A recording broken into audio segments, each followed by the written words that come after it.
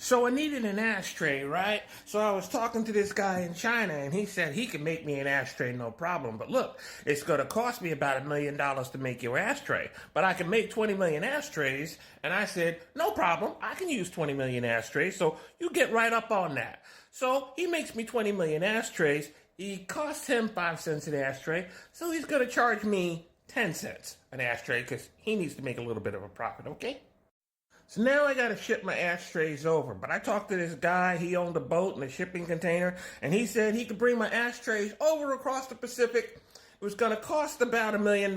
And I said, no problem. So now my ashtrays are costing me 15 cents an ashtray. But, I got to give him some profit too. So now it's 20 cents an ashtray to get my ashtrays to America. Now my ashtrays are on the West Coast, and I need to get them to my stores on the East Coast, and I was talking to this trucking guy who said, no problem, I can get your container over to the East Coast, all right?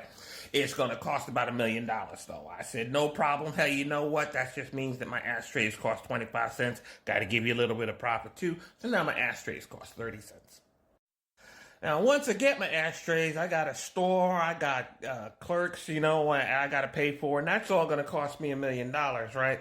So now the ashtrays cost 35 cents, and the store's got to make a profit, so the ashtrays cost 40 cents, and then I'm just going to tack on an extra dime just for me. So now my ashtrays cost me 50 cents, and but you know what? I'm going to charge you $1. You know why? Because this way, even when I have a half off sale, I'm still making that band, yo.